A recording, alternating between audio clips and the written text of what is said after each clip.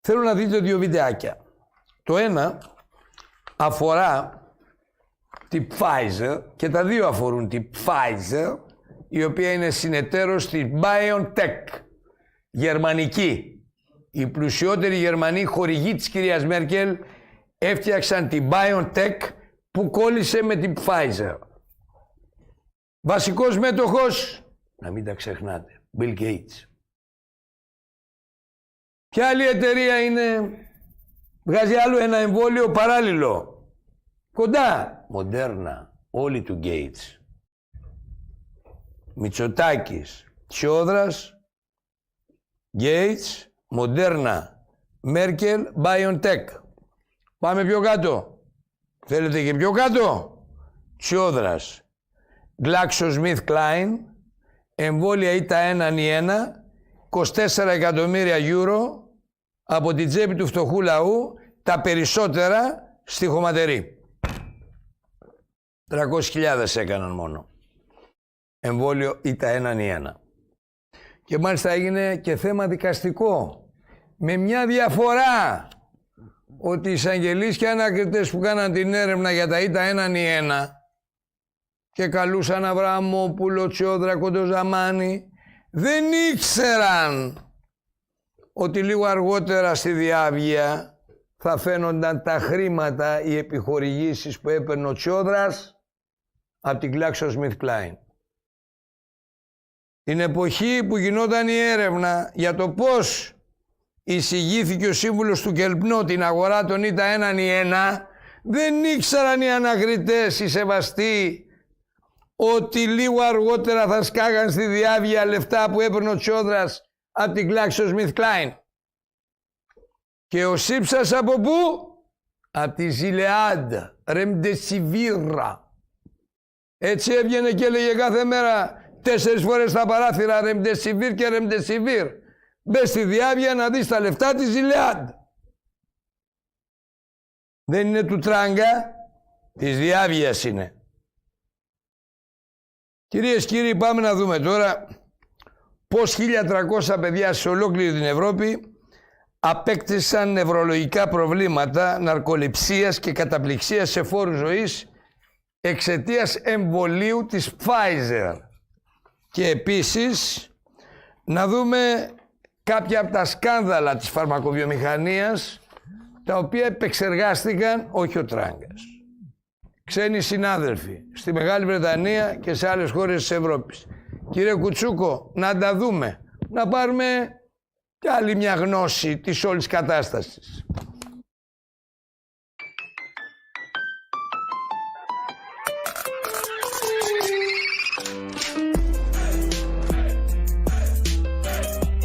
The winter of 2009 may feel like it was just yesterday, but the Trump administration's Operation Warp Speed is betting more than $2 billion that Americans have already forgotten about GlaxoSmithKline's elaborate scam that caused narcolepsy and cataplexy epidemics across Europe 11 years ago.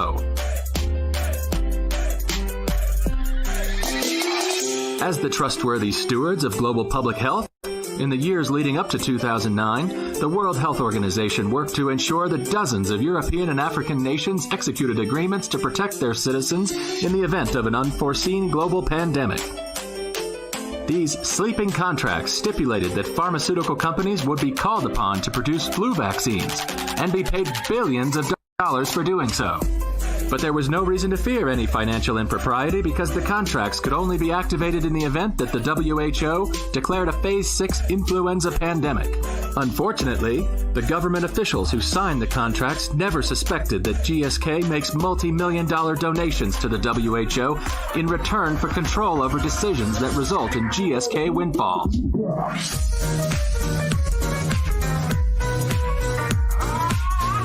For 6 years leading up to 2009, the WHO displayed their definition of influenza pandemic on the top of their pandemic preparedness homepage. It read, "An influenza pandemic occurs when a new influenza virus appears, against which the human population has no immunity, resulting in several simultaneous epidemics worldwide with enormous numbers of deaths and illness." On June 11, 2009, the WHO declared H1N1 swine flu to be a global influenza pandemic, Phase 6. Curiously, at that point in time, there were only 144 swine flu deaths in the entire world. Nevertheless, the WHO's declaration triggered $18 billion in sleeping contracts to activate across the world, and production of hundreds of millions of H1N1 vaccine doses kicked into high gear, including GlaxoSmithKline's Pandemrix. Suspiciously, just 39 days before declaring the pandemic, the WHO deleted the pandemic definition from their website. When confronted, they told the media that their definition painted a rather bleak picture and could be very scary. In the new definition, the WHO no longer required that anyone die before they declare a pandemic. GSK's Pandemrix jab was an experimental vaccine that was never tested for safety or efficacy. It was given straight to hundreds of millions of Africans and Europeans. This wasn't the time for red tape and formalities. By any definition, rather, by the new definition, we were in a global pandemic.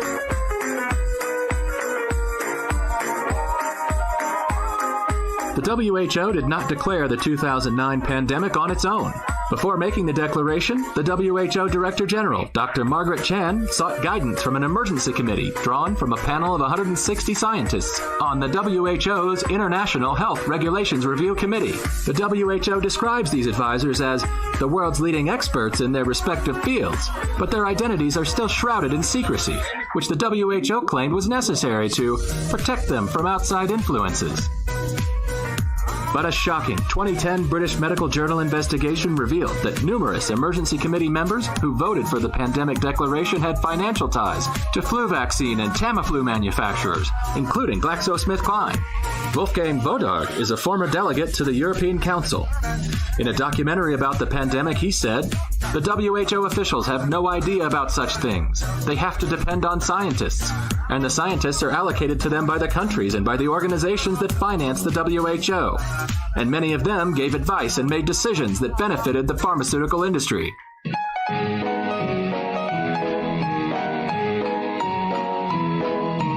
Narcolepsy is more than a minor inconvenience in an otherwise normal life. Narcoleptics suffer from the extreme tendency to fall asleep whenever in relaxed surroundings. Cataplexy is a condition in which strong emotion or laughter causes a person to suffer sudden physical collapse. GSK's adjuvanted Pandemrix vaccine caused both, devastating at least 1,300 children across Europe for life. In the media, GSK's AS03 adjuvant, added to stimulate a powerful immune response, shouldered the blame for amplifying these heinous reactions. Documents obtained by plaintiffs in a series of European lawsuits revealed that GSK knew about the mounting adverse events associated with Pandemrix in the winter of 2009, including a 5.4-fold increase in death. By December 2009, an injured person filed a report with GSK for every 12,500 doses of Pandemrix administered. Yet, they continued promoting their vaccine in order to move inventory. As lawsuits began to pile up, the UK spent millions of pounds defending itself, ultimately settling for 9-figure sums after losing on appeal. After all, every country that signed a sleeping contract was required to give GSK full legal indemnity for their fast-track pandemic vaccine, leaving taxpayers on the hook for defending and settling hundreds of lawsuits. GSK never stood trial for destroying 1,300 young lives with narcolepsy and cataplexy, and they never paid $1 in fines for influencing the fake pandemic in what Wolfgang Vodard called one of the greatest medical scandals of the century.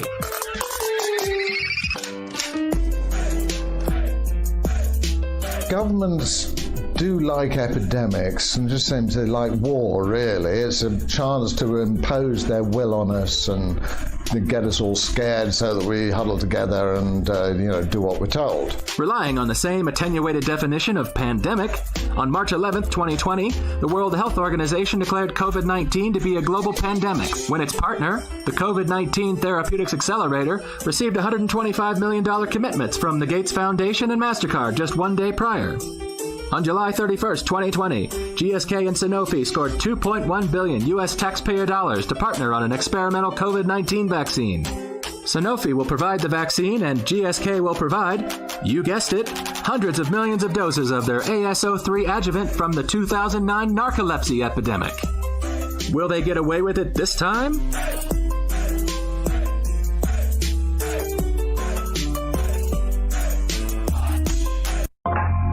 The vaccine is coming out soon. I won't be talking about it. but I will tell you about the company behind it. The UK government has purchased 30 million doses of COVID mRNA vaccine from a company called Pfizer. The vaccine is due to be delivered in November, with the potential of 100 million doses by the end of the year and 1.3 billion doses next year. News just out. Pfizer says it could be ready to apply for emergency use authorization for its COVID-19 vaccine candidate by late November. It won't be mandatory at the beginning, but judging from the large orders, a gradual plan will be implemented to persuade and incentivize people to take the vaccine and put restrictions on people that don't, along with shaming campaigns. I want to tell them that their decision, they need to understand, will not affect only their lives, which at the end of the day, it is their judgment, but will affect the lives of others. Because if they don't vaccinate, they will become the weak link that will allow this virus to replicate. Some will say that this is conspiracy theory, so let's just stick to the facts. The government trusted Pfizer to vaccinate the British people, so it's logical to want to inquire into the company's track record in safety and ethics. After all, they must be trustworthy in fighting for humanity, right?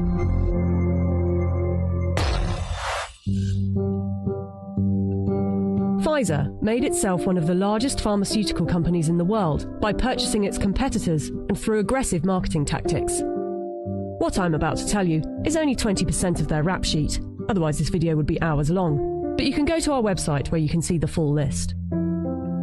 Pfizer received the biggest criminal fine in US history as part of a $2.3 billion settlement with federal prosecutors for mispromoting medicines and for paying kickbacks to compliant doctors. Pfizer pleaded guilty to misbranding the painkiller Bextra by promoting the drug for uses that were not approved by medical regulators. In the 90s, they were involved in defective heart valves that led to the deaths of more than 100 people. The company had deliberately misled regulators about the hazards. The company agreed to pay $10.75 million to settle Justice Department charges.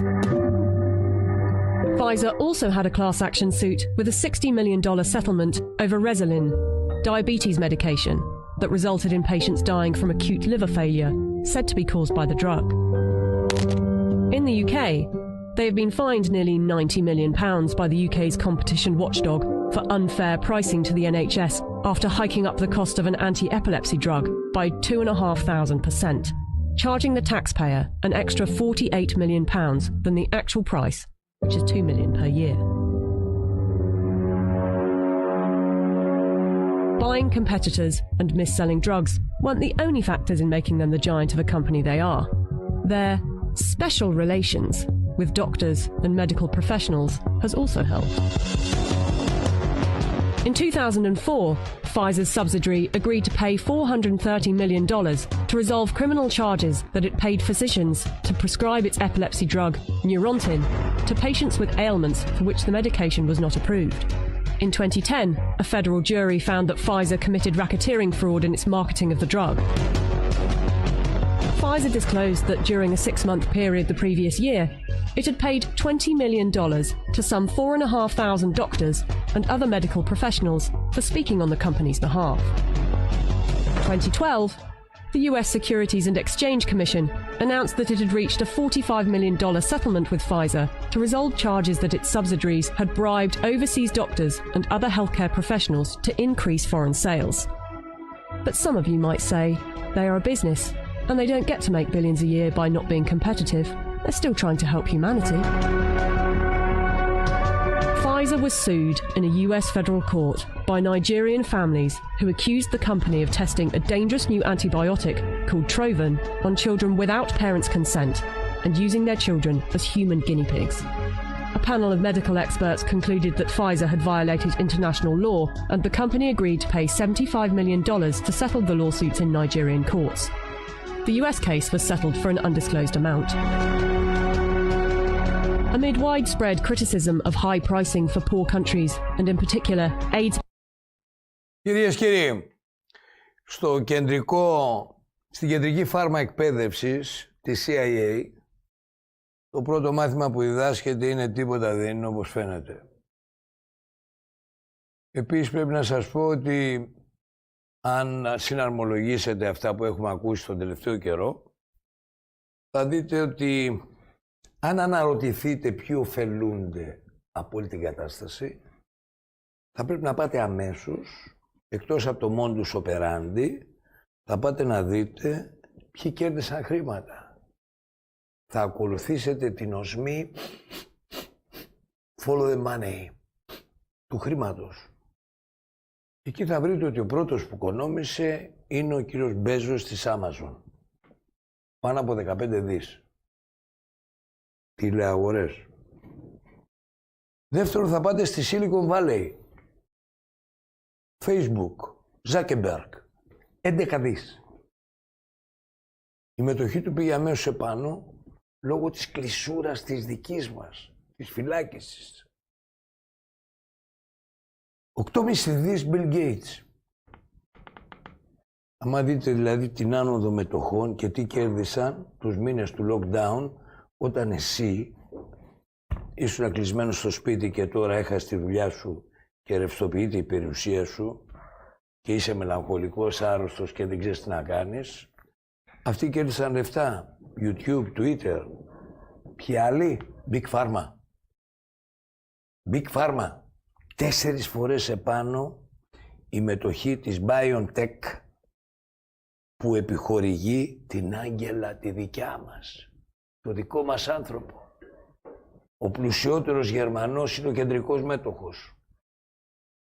100 μέτοχοι είναι οι πλουσιότεροι. Και ποιος είναι στο κέντρο? Ποιος είναι στο κέντρο? Gates. Ο οποίος εκτός από τα Windows που επενδύει, εσύ έμεινες νηστικός. Δεν μπορεί να κυκλοφορήσει. Σου λέει ο Μητσοτάκης μην κυκλοφορείς. Ο Gates που επενδύει, όχι βέβαια στα Windows, είναι ο πατερούλης ο παγκόσμιος των θεμάτων υγείας. Μοντέρνα, δικιά του εταιρεία. Πού έχει πάει η Μοντέρνα να παράξει εμβόλια? Πού? Εκεί που είναι το χειρότερο lockdown, Μαδρίτη. Έξω από τη Μαδρίτη είναι. Το εργοστάσιο του Gates έχει πάρει την παραγωγή εκεί. Πού αλλού είναι? Γερμανία. Μέρκελ. Πού αλλού είναι? Ελλάδα. Μητσοτάκης. Πυρακάκης. Πού αλλού είναι? Εκεί που έγινε διπλή, τριπλή καταγγελία στο Ιταλικό Κοινοβούλιο, στην Ιταλία δίπλα. Θα μου πεις δεν υπάρχει ο ιός, βέβαια. Αλλά υπάρχει και η τηλεόραση που πολλαπλασιάζει τον δρόμο. Τον πανικό.